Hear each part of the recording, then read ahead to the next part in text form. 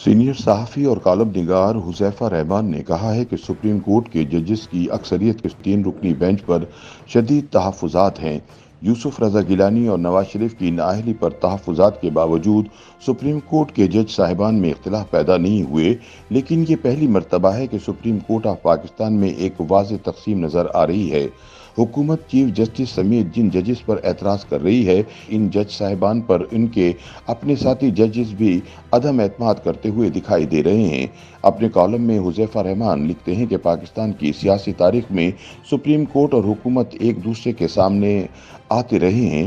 حکومت اور supreme court کی لڑائی میں اکثر پلڑا حکومت کا بھاری رہا، کیونکہ حکومت نے جب بھی سپریم کورٹ کے سامنے کھڑا ہونے کا فیصلہ کیا، اسے ایگزیکٹو اور اسٹیبلشمنٹ کی مکمل حمایت حاصل رہی۔ عدالتیں تب تک مضبوط ہوتی ہیں جب تک ان کے احکامات پر عملداری کے لیے ایگزیکٹو ان کے ساتھ کھڑی ہو۔ 2009 کی اقلا تحریک کی کامیابی کے بعد کسی سیاسی حکومت نے سپریم کورٹ کے سامنے آنے کی جرات نہیں کی۔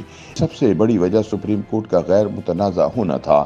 سابق چیف جسٹس افتخار محمد چودھری کے متعدد فیصلوں سے پیپلز پارٹی کو شدید اختلاف رہا، مگر افتخار چودھری کے ساتھی ججز کی ان کو مکمل سپورٹ نے ہمیشہ افتخار چودھری کے قدم سپریم کورٹ میں جمائے رکھے۔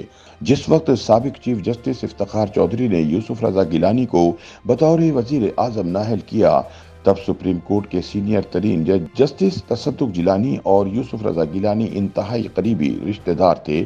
جسٹس تصدق جیلانی نے یوسف رضا گیلانی کو نااہلی سے بچانے کی در پردہ بھرپور کوشش کی، مگر ناکام رہے۔ اس سب کے باوجود افتخار محمد چودھری کے اپنے ساتھی ججز کے ساتھ تعلق متاثر نہیں ہوئے اور ملک کے منتخب وزیر اعظم کو نااہل کرنے کے باوجود سپریم کورٹ متنازع نہ بن سکی۔ حذیفہ رحمان کہتے ہیں کہ سابق وزیر اعظم نواز شریف کو سپریم کورٹ کے ججز نے نااہل کیا۔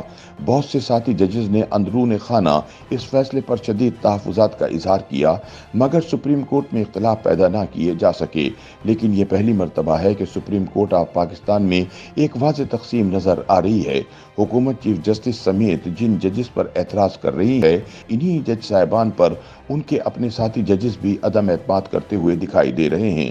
جسٹس قاضی فائز عیسیٰ کا فیصلہ اس تقسیم کا منہ بولتا ثبوت ہے۔ اسی طرح سے جسٹس منصور علی شاہ، جسٹس یحییٰ آفریدی اور جسٹس اطہر مین اللہ، یہ تینوں معزز جج صاحبان ایک ہی چیمبر سے ہیں۔ انہوں نے بھی الیکشن کے حوالے سے از خود نوٹس پر شدید اعتراض کیا ہے۔ جسٹس امین الدین خان اور جسٹس جمال بندوخیل نے تو 3 روز قبل خود کو یکے بعد دیگرے اس بینچ سے ہی علیحدہ کر لیا۔ کہا جاتا ہے کہ اس کے علاوہ بھی سپریم کورٹ کے ججز کی اکثریت کے 3 رکنی بینچ کی سماعت پر شدید تحفظات برقرار ہیں۔ سپریم کورٹ آف پاکستان کے اندر سے اٹھنے والی آوازوں نے ہی آج حکومت کو اتنا حوصلہ دیا کہ وہ چیف جسٹس کی سربراہی میں بننے والے 3 رکنی بینچ کے سامنے ڈٹ گئی ہے۔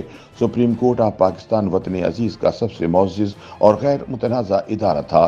اس ادارے کا غیر متنازع ہونا ملک و قوم کے وسیع تر مفاد میں ہے۔ ماضی میں جب سپریم کورٹ نے 2 وزرائے اعظم کو فارغ کیا، تب کسی بینچ سے اس وقت کی حکومت کا باضابطہ کوئی تنازع نہیں تھا۔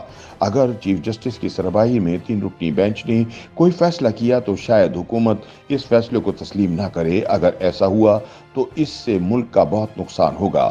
سپریم کورٹ کے ان 3 معزز جج صاحبان نے اگر اپنے ادارے کا بھرم توڑا تو شاید پھر آنے والے کئی برس تک یہ بھرم دوبارہ بحال نہ ہو سکے گا۔ حذیفہ رحمان کہتے ہیں کہ پاکستان کی اکثریتی سیاسی جماعتیں اس معاملے پر فل کورٹ بنانے کا مطالبہ کر رہی ہیں۔ 1996 میں اس وقت کے چیف جسٹس سجاد علی شاہ نے ایک فیصلہ دیا جس میں انہوں نے انتظامیہ اور عدلیہ کے درمیان ایک واضح لکیر کھینچ دی۔ انہوں نے کہا کہ عدلیہ اور انتظامیہ یعنی حکومت ایک دوسرے سے الگ ہیں۔ اعلیٰ عدلیہ کے اس فیصلے کے بعد ایگزیکٹو تو اپنی حدود میں چلی گئی اور عدالتی اختیارات سے دستبردار ہو گئی، جس کی وجہ سے پورے ملک میں مجسٹریسی نظام کا بوریا بستر گول کر دیا گیا، جس کی قیمت سانحہ ماڈل ٹاؤن اور دیگر واقعات کی صورت میں ادا کرنی پڑی۔ مگر عدلیہ کی انتظامیہ کے معاملات میں مداخلت مسلسل جاری رہی۔ اسی مداخلت کی وجہ سے سسٹم کو شدید مشکلات کا سامنا کرنا پڑا۔ آج ضرورت ہے کہ تمام ادارے اپنی آئینی حدود میں رہتے ہوئے ایک دوسرے کو مضبوط کریں۔ جو ادارہ بھی اپنی حدود سے تجاوز کرے گا، اس سے شاید چند افراد کا تو اتنا نقصان نہ ہو، مگر ادارے کی مضبوطی بری طرح متاثر ہوگی۔ YouTube पर गूगली न्यूज देखने के लिए youtube.com की सर्च बार में गूगली न्यूज टीवी टाइप करें। गूगली न्यूज के पेज पर सुर्ख रंग के सब्सक्रिप्शन वाले बटन पर क्लिक करना ना भूलिए। YouTube पेज पर अपलोड होने वाली वीडियोस से बाखबर रहने के लिए बेल आइकन पर क्लिक कीजिए। आपको हर नई वीडियो के बारे में नोटिफिकेशन मौसूल हो जाएगा।